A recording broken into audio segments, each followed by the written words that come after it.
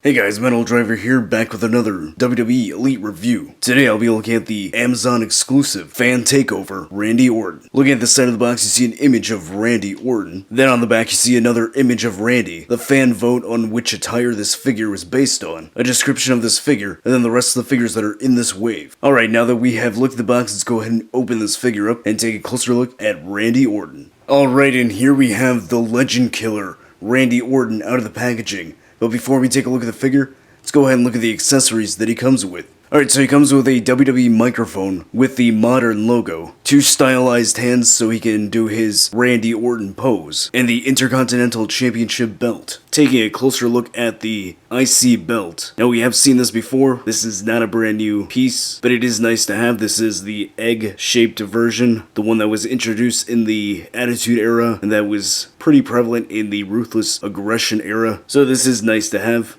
Then taking a look at the head sculpt. This is not a brand new head sculpt. We have seen this before, specifically with the Elite 49. So this is the Legend Killer Randy Orton from, again, the Ruthless Aggression time period. So it's the same head sculpt. The new one, though, features the TrueFX digital printing. And then we did get this head sculpt again with the Decade of Domination Randy Orton figure. I do prefer how the paint looks on the Decade of Domination one. Does seem like it has more detail. Now the current fan takeover one is still pretty good. The lips are painted well, the eyebrows are painted well. The eyes do look a bit lopsided, so that's a little bit annoying, but it is still a good head sculpt. Hair is sculpted and painted pretty good as well, but I do like how the Decade of Domination one looks a little bit better. Unfortunately, you can't really swap the heads. I mean, you could, but the skin tone is a little bit off on both, so they don't exactly match. Then looking at the body, this is a pretty standard Randy Orton body that we have seen many times before. He's got his tattoos from this time period, so not the full arm sleeves. Tattoos are painted pretty well all over, so that looks good. Then look at the trunks. It's got this blue with gold and black lettering. The lettering looks really good. Line work looks good. Pretty solid paint. Sides look good.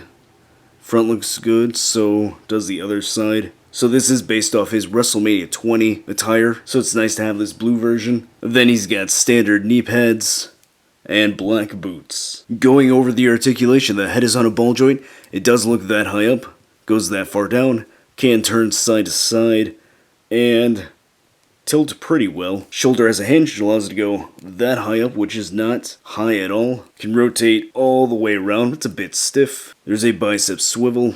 Single jointed elbows, swivel and hinge at the wrist. Ab crunch allows him to go that far forward, that far back. He has a waist swivel. Ball joints at the hips, which allow the legs to go that far out, that high up, so good range of motion. Thigh cut. Double jointed knees, cut at the top of the boot. And then the ankle has a hinge, which allows it to go that high up, that far down. And there is some slight ankle pivot.